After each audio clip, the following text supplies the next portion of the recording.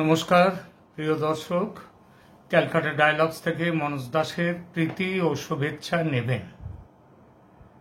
বাংলাদেশ ও Israel পৃথিবীর দুটো দেশ, এমন নয় দুটো দেশই এশিয়াতে, কিন্তু এমন নয় যে বাংলাদেশ এবং ইসরায়েলটা পাশাপাশি দুটো দেশ, এবং দুই দেশের মধ্যে পাশাপাশি দেশ হলে যেমন সম্পর্ক সাধারণভাবে প্রতিবেশীদের মধ্যে ভালো থাকে না, এখানেও তেমনভাবেই বোধহয় সম্পর্কটা আছে কিনা সেটা নিয়ে অনেক প্রশ্ন উঠতে পারে। কিন্তু একটা জিনিস হচ্ছে যে বাংলাদেশ 1971-এ স্বাধীন হওয়ার পর যে দেশগুলো তাকে একদম প্রথম দিকেই তাদেরকে স্বাধীন ও সার্বভৌম একটি রাষ্ট্র হিসেবে স্বীকৃতি দেয়, তার অন্যতম, সেই বাংলাদেশকে যারা স্বীকৃতি দেয় তাদের অন্যতম দেশ ছিল ইসরায়েল।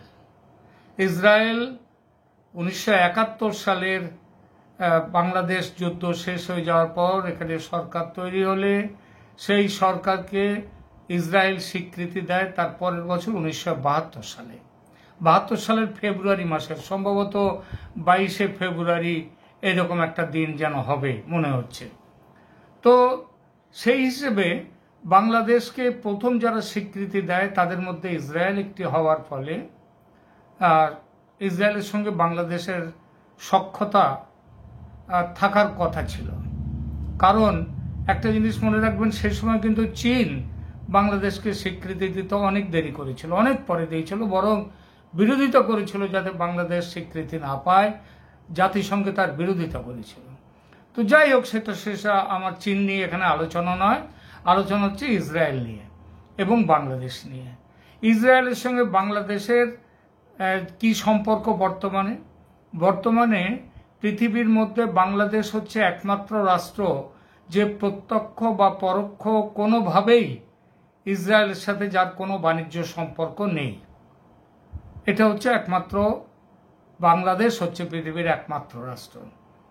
এই একমাত্র রাষ্ট্র, এর বিরুদ্ধে অবশ্য এটাও খবর এসছে মাঝে মাঝে না, একবারই খবর এসছে 2021 সালে কাতারের যে আল জাজিরা পত্রিকা, Al Jazeera TV, Al Jazeera, তারা খবর দিয়েছিল যে হাঙ্গেরিতে চুপি চুপি বসে বাংলাদেশের সেনা বিভাগের কিছু লোকজন, তারা কর্তারা, এবং আমাদের ইসরায়েলের কিছু সেনা বিভাগের কর্তারা, তারা একটা গোপন মিটিং করেছিলেন, এবং সেই মিটিংয়ের ফলশ্রুতিতে বাংলাদেশ গোপনে কিছু জিনিস কিনেছিল ইসরায়েলের কাছ থেকে। সেই জিনিসগুলো হলো যে গোপনে নজরদারি করার জন্য মোবাইল ফোনে কিছু বিশেষ ব্যাপার, সেই বিশেষ মোবাইল ফোনগুলো কিনেছিল। একটা মোবাইল 100 জনের উপরে নজর রাখতে পারে এমনভাবে তৈরি করা ফোন, তো সেইটা কেনা হয়েছিল। তো যাই হোক, বাংলাদেশ এটা কিন্তু অস্বীকার করে, এবং 1972 সালেও যখন শেখ মুজিবুর রহমান আছেন তখন তিনিও কিন্তু ওই ইসরায়েলের দেওয়ার স্বীকৃতি তিনি প্রত্যাখ্যান করেছিলেন। এই প্রত্যাখ্যানের কারণটা কিন্তু কোনো রাজনৈতিক সেভাবে নয় যে ইসরায়েলের সঙ্গে তাদের কোনো ক্ষতি হয়েছে ইত্যাদি হয়েছে। আসলে ইসরায়েল হচ্ছে, চিরকাল ইসরায়েলকে দেখে আসা হয়েছে, সেটা হচ্ছে ইসলাম বিরোধী একটি দেশ হিসেবে, যার সাথে কোনো মুসলিম যে ইসরায়েলকে সহ্য করতে পারত না একটা সময় পর্যন্ত। আমাদের ভারতেও, যদিও ভারত ইসলামিক রাষ্ট্র নয়, ভারতে মুসলিমের সংখ্যা অনেক, এবং যার ফলে ভারতের যারা শাসক ছিল তারা সবসময় ইসরায়েলকে দূরে রেখে দিয়ে এসেছিল।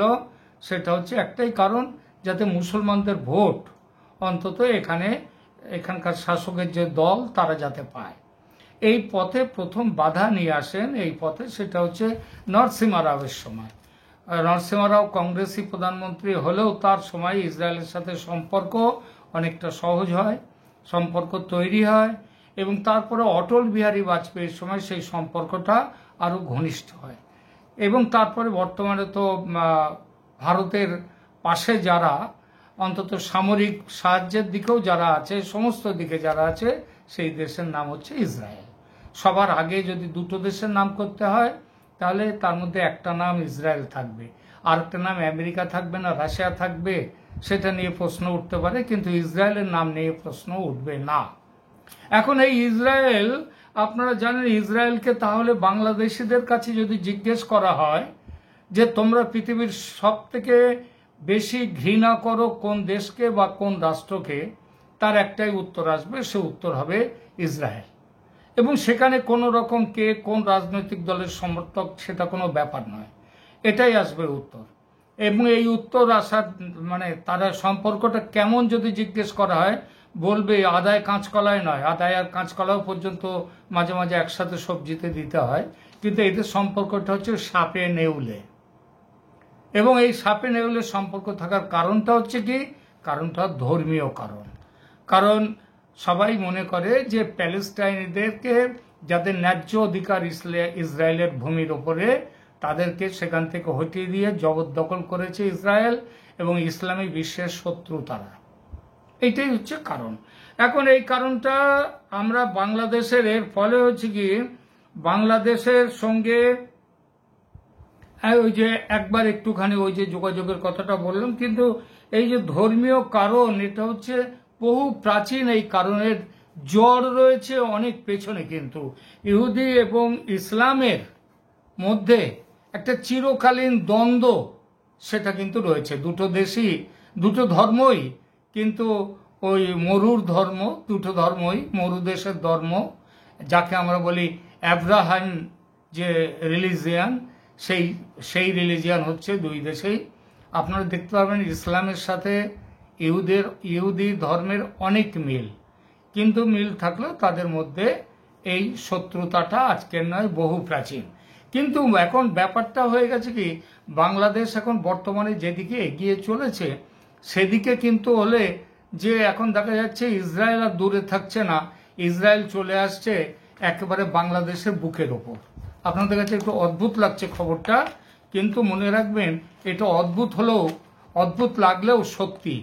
কারণ দেখুন, কারণ হচ্ছে জাতিসংঘে যেমন পৃথিবীর সব জাতি সব দেশের মানুষ থাকে, তেমনি ইসরায়েল হচ্ছে এমন একটা দেশ যেখানে পৃথিবীর সব দেশ থেকে ইহুদিরা চলে গেছে ইসরায়েলে। সবাইকে যেতে পেরেছে? যেতে পারেনি এই জন্যেই যে ইসরায়েল একটা, তার ভূমি খুব একটা বড় নয়, এবং বড় ভূমি না থাকার ফলে যত ইহুদি সারা পৃথিবীতে ছড়িয়ে ছিটিয়ে রয়েছে, তারা কি করে সেখানে সবাই কি করে জায়গা পাবে? পেতে পারে না। তো সেই পেতে পারে না বলেই ইসরায়েল বহুদিন ধরে চেষ্টা করছে অন্যদিকে ছড়িয়ে পড়ার। যেমন ধরুন, ইসরায়েলে বসবাসকারী আমাদের ভারতীয় ইহুদিরা সেখানে রয়েছেন, এবং ভারতের যে ইহুদি সম্প্রদায়, তাদের অভিবাসীদের বংশধর, তারা এখন ইসরায়েলের মধ্যে অনেকেই বাস করে। যেমন ধরুন, ভারতের বিভিন্ন এলাকা থেকে যে ইহুদিরা চলে গেছে ইসরায়েলের মধ্যে, তাদের মধ্যে রয়েছে কেরালার হাজার হাজার কোচিন ইহুদি গেছে ইসরায়েলে, এবং মুম্বাই ও কলকাতার হাজার হাজার বাগদাদি ইহুদি, কলকাতা এবং মুম্বাই, এদের বাগদাদি ইহুদিরা তারাও গেছে ইসরায়েলে। এছাড়া মহারাষ্ট্র ও ব্রিটিশ ভারতের অন্যান্য অংশের অনেক ইহুদি তারা চলে গেছে ইসরায়েলে। আবার এই ইসরায়েলে গেছে আমাদের পড়শি রাজ্য উত্তর পূর্ব ভারতের যে মণিপুর ও মিজোরামের বহু ইহুদি সেখানে গেছে। শুধু মণিপুর এবং মিজোরাম থেকে চলে যাওয়া ইহুদিদের সংখ্যা প্রায় 20,000-এর মতো। কিন্তু তারা সবাই চলে গেলেও, একটা বড় সংখ্যায় চলে গেলেও, তারা কিন্তু সবাই যে সেখানে যেতে পেরেছে তা কিন্তু নয়। এখনো মণিপুর এবং মিজোরামে ওই যে বনেই মিনাসে এই একটা ইহুদিদের 10টা ওদের প্রাচীন উপজাতি ছিল। সেই 10টা উপজাতির মধ্যে একটা হচ্ছে বনেই মিনাসে, 12টা উপজাতি ছিল, তাদের মধ্যে বনেই মিনেসি তারা চলে গেছে অনেকেই ওখানে, কিন্তু তারা চলে গেলেও তাদের সবাই যেতে পারেনি, তাদের ছেলেমেয়েরা এখন এখানে আছে। যেমন ধরুন একটা গল্প আমাদের একজনের কথা এসছে, 84 বছরের নাটান মাংসার কিপগেন, তিনি ইসরায়েলে চলে গিয়েছেন এবং সেই চলে যাওয়ার জন্য তিনি অত্যন্ত আনন্দিত, কিন্তু তার ছেলেমেয়েরা, নাতি নাতনিরা, এমনকি পোনাতি যারা, তারা প্রপৌত্র, তারাও পর্যন্ত এই বাংলা ইয়েতে রয়েছে আমাদের মণিপুর এবং মিজোরামে, এবং কিছুটা এরা ছড়িয়ে রয়েছে এই কোচিন চীন প্রদেশ, যে কাচিন যে প্রদেশ আছে মায়ানমারের ওই সংলগ্ন, সেখানেও রয়েছে।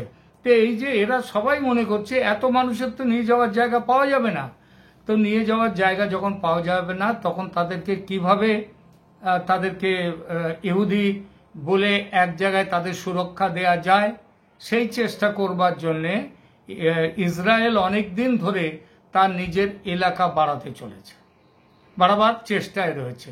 এবং এখন তো সিরিয়াতে যে কর্ম হয়ে গেছে, যে কাণ্ড হয়ে গেছে, সিরিয়া খুব সম্ভব খুব তাড়াতাড়ি তার একটা অংশ ইসরায়েলের মধ্যেও চলে আসবে, সেখানেও গ্রেটার ইসরায়েল তৈরি হয়ে যাবে।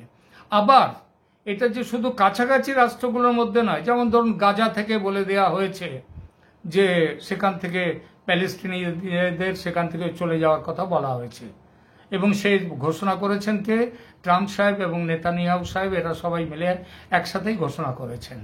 তো এছাড়াও ইহুদিরা, ইসরায়েল রাষ্ট্র চেষ্টা করছে দূরের দেশে যেখানে বেশ কিছু ইহুদি এখনো রয়েছে, সেই ইহুদিদেরকে নিয়ে সেখানে একটা ইহুদি রাষ্ট্র তৈরি করবার। আমি একটু আগেই বললাম মণিপুর এবং মিজোরামে সেখানে বহু ইহুদি বংশোদ্ভূত এই বনেই মেনাসে এই যে সম্প্রদায়ের মানুষ সেখানে আছে। আমরা যে সবাই বলি যে মণিপুর ওখানে খ্রিস্টানদের সংখ্যা বেশি, মিজোরামে খ্রিস্টানদের সংখ্যা বেশি, প্রচুর খ্রিস্টান হয়ে গেছে, এই যে বলি, সেটা সবাই খ্রিস্টান নয়। এদের মধ্যে খ্রিস্টান এবং আপনারা জানেন খ্রিস্টান এবং ইহুদিদের মধ্যে ওই প্রোটেস্ট্যান্টদের সাথে ইহুদিদের সম্পর্ক খুব ভালো আছে। তো এই রকম সব ব্যাপার সেখানে আছে। এখন এই যে চেষ্টা আপনারা বারবার শোনেন এবং আমরাও বলি যে কথাটা, সেটা হচ্ছে যে বাংলাদেশের ভেতরে এই যে মানবিক করিডর দিয়ে সেখানটায় আমেরিকাকে এনে বসাবার ব্যবস্থা হয়েছে, এবং সেই ব্যবস্থার পেছনে একটা বড় কারণ হচ্ছে এই অঞ্চলে শুধু যে মানবিক করিডর তা নয়, এই অঞ্চলে একটি খ্রিস্টান রাষ্ট্র প্রতিষ্ঠা করা। এই খ্রিস্টান রাষ্ট্র প্রতিষ্ঠা করার যে ব্যাপারটা, সে ব্যাপারটা কিভাবে হবে? অনেকেই বলেছে উত্তর পূর্বে ভারতের যে রাজ্য রয়েছে 7 সিস্টার্স, এই 7 সিস্টার্সের কিছু অংশ নিয়ে এই জিনিসটা করা হবে, প্লাস এর সঙ্গে থাকবে বাংলাদেশের বেশ কিছু অঞ্চল এবং তার সঙ্গে থাকবে ওই মিয়ানমারের বেশ কিছু অঞ্চল, এই মিলিয়ে এটা করা হবে। কিন্তু এই রাষ্ট্রটা শুধুমাত্র খ্রিস্টান রাষ্ট্র হবে না, এটা জানা গেছে এবং এটা মনে রাখবেন। অর্থাৎ বাংলাদেশের এটা হবে খ্রিস্টান এবং ইহুদিদের মিলিত রাষ্ট্র, শুধু খ্রিস্টান রাষ্ট্র নয়। তার মানে দাঁড়ালো ব্যাপারটা কি? ইহুদি রাষ্ট্র যেটা তৈরি হবে সেটা এখানে চলে এলে, এই রাষ্ট্রটা তৈরি হলে, ইহুদি খ্রিস্টান রাষ্ট্র তৈরি হলে বাংলাদেশের বুকের ওপরে এসে বসবে ইহুদিরা, ইসরায়েল, সঙ্গে আমেরিকা। ফলটা কি হবে আমার কি বলে দেওয়ার দরকার আছে? আজকে ইসরায়েলে যেভাবে ইসরায়েলের আশেপাশের সমস্ত যে মুসলিম দুনিয়া, ইসলামী দুনিয়া, তারা বাধ্য হয়ে আজ ভাব করছে ইসরায়েলের সঙ্গে। যারা ভাব করেনি, যারা পাঙ্গা নিতে গিয়েছে ইসরায়েলের, তারা চলে গেছে, শেষ হয়ে গেছে। এখানেও বাংলাদেশের বুকের উপরে এসে যখন বসবে ইসরায়েল, এইবার বাংলাদেশে আজ যারা গাজায় গাজার হত্যাকাণ্ডের প্রতিবাদে যারা লক্ষ লক্ষ লোক নিয়ে মিছিল করছে, তাদের এই লক্ষ লক্ষ লোকের মিছিল কিন্তু কোথায় থাকবে, কদিন থাকবে, আর সেটা নিয়ে সন্দেহ আছে। গাজার হামাসকে যারা এইভাবে ধ্বংস করে দিতে পারে যে দেশ, বাংলাদেশকে বসে আনতে তাদের বেশি দেরি হবে না। সেই দিনের দিকে কিন্তু এগিয়ে চলেছেন মোহাম্মদ ইউনূসের নেতৃত্বে। সরকার কিন্তু অলরেডি তাদের সাথে সমঝোতা করে নিয়েছে। এখনকার মতো এখানেই রাখছি। ভালো থাকবেন। ধন্যবাদ।